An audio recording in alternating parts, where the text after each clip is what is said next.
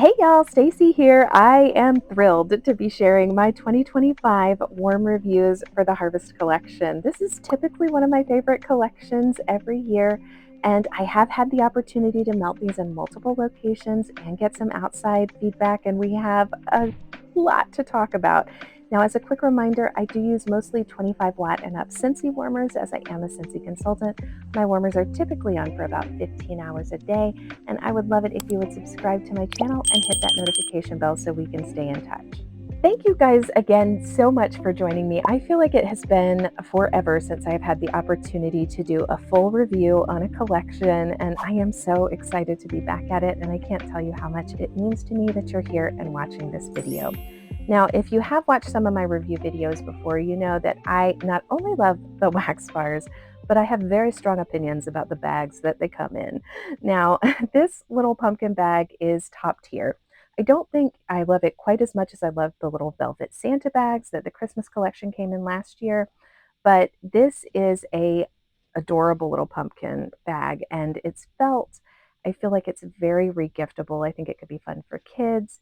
It has branding on it, but it's just on the side here, on both sides, and it's not obtrusive. It really kind of blends in with the color and tone of the bag, and it's just on the side. So I am a big fan of this little felt pumpkin bag. I think it's a vibe, whether you're using it to gift the 5-bar collection or regift some other fall goodies in it, or whether or not it's going to be a fun plaything for a little. Let's talk about the first bar that I melted in this collection. It's Cedar and Crimson Berries. Now, this is listed with pomegranate, ripe strawberries, and it says it's mulled with clove and tonka bean. Now, in my open concept, I got a full good medium throw, medium intensity for a day and a half. And in my closed concept with just 2 cubes, I got the same performance, but I feel like I got the full 2 days in the closed concept living. So this is a nice, well-rounded, powerful bar. What I will say is I feel like this is the same berry that exists in summer berries and melon. So this does to me feel more like a summer leaning bar. It is beautiful though, and even though that clove is in the background and I would like it to have more of a presence, I feel like this outperforms in every way Holiday Market. It is a far better performer, longer lasting, and doesn't have that occasional cough syrup note that Holiday Market has.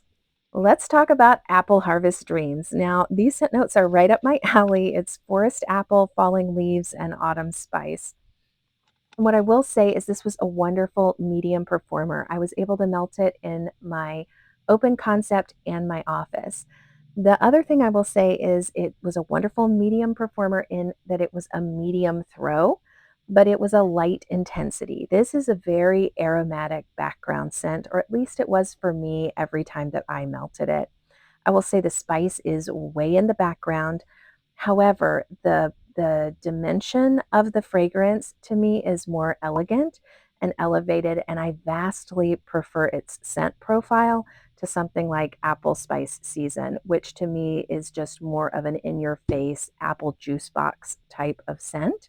And that is not what this is. This leans more potpourri. It was very enjoyed by everyone in my office, and I did get 2 days out of it in both spaces. You know how they say comparison is the thief of joy? Well, this bar might be suffering underneath that reality for me. So this is Moonlight Whisper, and it lists with vanilla bean, sweet bourbon, and I think white oak. You can see I have 2 cubes left here, and this is a beautiful bar. I did melt 2 cubes in my bedroom and my office, and then also a guest bedroom. And I feel like I got great medium performance. I got right at a day and a half to 2 days out of each melting session with this bar. It's a light intensity. It definitely doesn't call your attention to it. And for me, I was really hoping to be able to melt this along with some of my bookish candles, like my parchment and book loft like candles. And I think I can, but again, this is more of a vanilla bar. So for me, it's not an adequate replacement, even though it has white oak in the notes for Midnight Mahogany. So I'm glad I have Midnight Mahogany in my club.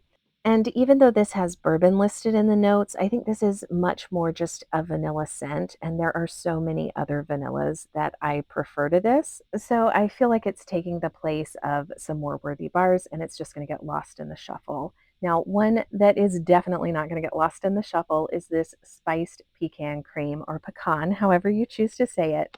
One of the funny things to me about this is that it doesn't have a pecan listed in the notes. Now, when I smell this, I have to tell you guys, the first thing that I smell is, have you ever had those cereal? I think they're called O's. They are like a puff kind of cereal, and then they have like a cluster of oats and nuts or something inside the center of them, whether it's generic, whatever. They all smell like this. It smells just like that, like you've opened up a bag of O's, and it stays that way the whole time that it was warming. I found this very endearing. I was able to melt this in my closed concept living, and then I also melted this in my kitchen.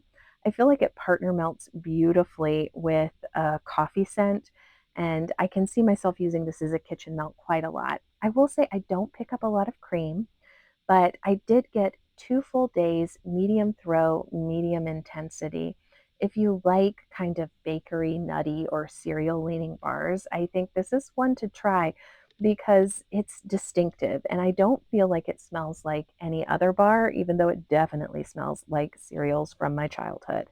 Now, the final bar in this collection that I'm reviewing today is Pumpkin Honey Spice. And when I first saw this, I thought, oh my gosh, this is the sixth entrance in the Gordy Goodness collection, which was a collection that was based off of Pumpkin Roll, the the wax bar that's, thank goodness, still currently in the catalog. And then I warmed this and I realized, oh no, this is not based off of Pumpkin Roll. I personally feel like this is a mix of pumpkin cinnamon swirl and honey. And what's interesting to me about that is I do like pumpkin cinnamon swirl. It's actually, I love pumpkin cinnamon swirl. I don't love it quite as much as I love pumpkin roll, but it's a beautiful fragrance and I definitely melt it throughout the fall season often. But it is a very consistent bar, meaning it doesn't transform or change to me at the longer it's melting. What it starts is how it finishes. And pumpkin honey spice changed for me in every location. I was able to do it in closed concept living and bedroom. Every time I got a medium intensity, every time I got a medium throw. But what I will say is it started off for those first 12 hours as pumpkin cinnamon swirl and honey. And then at that 12-hour mark, the pumpkin cinnamon swirl fades significantly and it becomes just a nice, sweet honey fragrance. And there are notes of pumpkin cinnamon in there, but it's just very, very much a dominant honey bar for that whole next day. And that's interesting to me. What I will say too is that honey is a fragrance that, at least in my home, it's not for everyone. And even the folks who don't love honey found this to be subtle and palatable. But even though I think I could do this in my open concept, I likely won't just because I don't want people to be tolerating a scent, in our open concept and shared space. But those first 12 hours were crowd pleasing, so I may just take it out at the 12-hour mark. We will have to see. Okay, so let's rank these. Now, I'm going to give my number one spot to Apple Harvest Dreams, even though it's not a showstopper in my opinion. It is a beautiful fall bar, and I do feel like it is in its rightful place in this collection. Now, second place, I'm going to give to Cider and Crimson Berries. I know it's summer leaning, but it is a beautiful scent and it's way better than Holiday Market. Spiced Pecan Cream is going to get my third place spot just because it is to me a strong performer. I mean, it's medium throw, medium intensity, but it stays consistent the whole time. And smell of childhood to me, that cereal smell is just something that got me in the feels. Now, my fourth place spot, I am going to put Pumpkin Honey Spice because I do think that's a beautiful fragrance. I just, for me and my family, I don't think it's going to be for everyone in my home. So there are limited spots that you can melt that, in my opinion, in my home. And of course, suffering underneath the weight of everything that has gone before it and everything that has been lost is Moonlight Whisper in my fifth place finisher. I don't think Moonlight Whisper is a bad bar, not at all. In fact, it's delightful. And I would say the entire collection is lovely. I think it's a well composed collection. I think it's balanced. It has a nice mix of fruity and bakery and earthy tones. So it's a great collection from that perspective.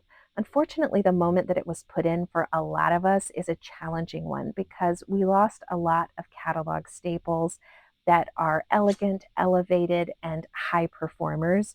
So, my expectations looking at this collection, I am always thinking about that we lost Autumn Hearth, that we lost Cedar Cider, and I just don't feel like any of these bars come close to making up for the loss of those favorites. It does come with this adorable little bag, though, and it is, if I was not looking at them kind of with my heart still broken over Cedar Cider, Autumn Hearth, Gimme Candy, and so many others, I would probably look more forgivingly on this collection.